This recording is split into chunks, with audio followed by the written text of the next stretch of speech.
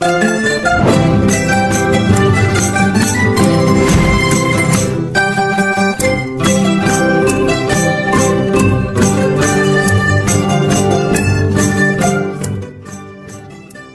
araw sa inyong lahat.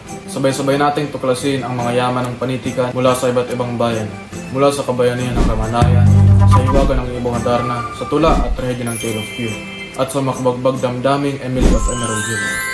Ngunit sa gitna ng lahat ng ito, isang kwento ang aming binibigyang din, ang alamat ng palay mula sa Ifugao.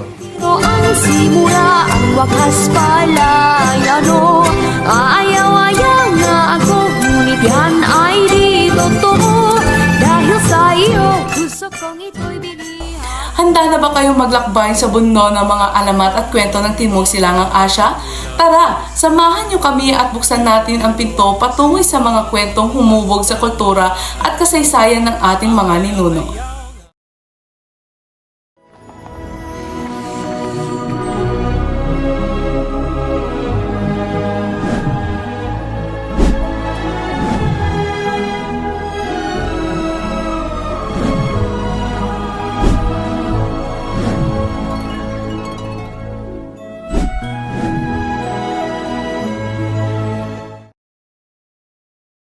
Sa mata ng isang Ifugao, ang kabundukan ay hindi lamang lupang tinataniman.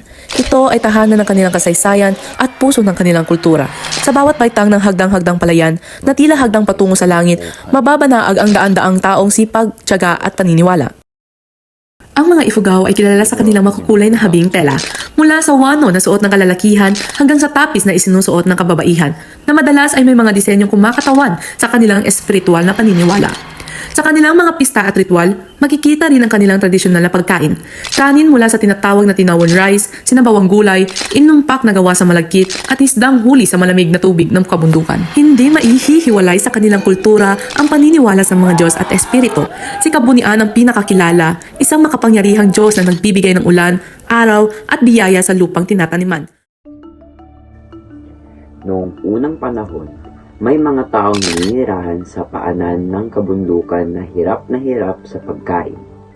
Tuwing tagtuyot, natutuyo ang kanilang mga tanim at wala silang maaani. Ang kanilang mga tiyan ay kumakalam at ang kanilang mga puso ay tila nawawalan ng pag-asa. Bugad, wika ni Kabunian, bumaba ka sa mundo at tulungan ang mga tao. Dalhin mo sa kanila ang butil na nagbibigay buhay. Ngunit binalaan sila ni Kabunian sa pamamagitan ni Bugan. Ang palay ay biyaya, huwag ninyo itong aksayahin, huwag maging sakip, at higit sa lahat, magpasalamat palagi sa pinagmulan nito.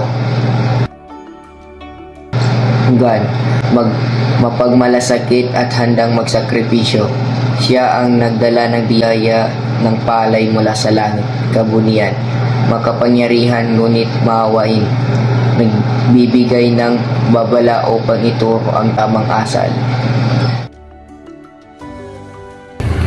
Huwag kalimutan ang pinagmulan ng biyayang tinatamasa. Ang pagkain ay hindi lamang pangangailangan. Ito ay simbolo ng buhay at pasasalamat. Dapat pahalagaan ang kalikasan bilang katuwang sa ating ikinabubuhay.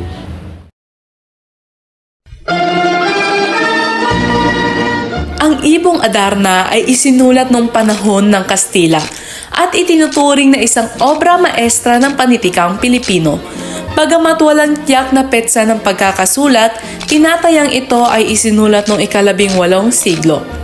Kilala ang may akda nito bilang si Jose de la Cruz o mas kilala sa tawag ng Joseng Sisiu, isang kilalang makata at manunulat sa panahon ng kolonyalismong Kastila.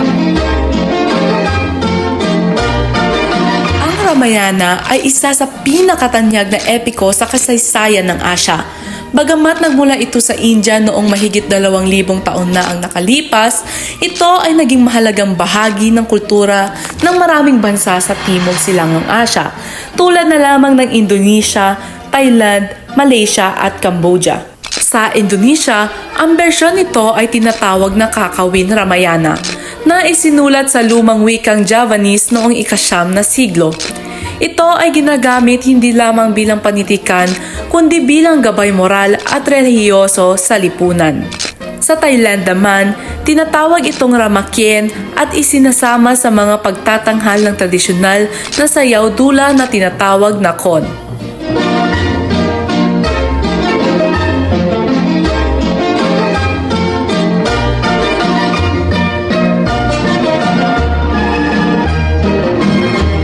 Ang Emily of Emerald Hill ay isang dula mula sa Singapore na isinulat ni Stella Kon noong 1982.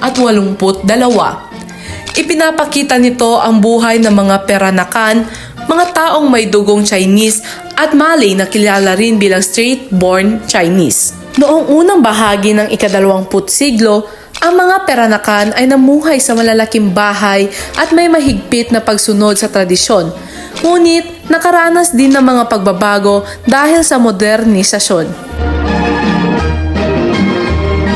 Ang The Tale of Q ay isang tanyag na epikong tula mula sa Vietnam na isinulat ni Nguyen Du noong unang bahagi ng ika-19 na siglo.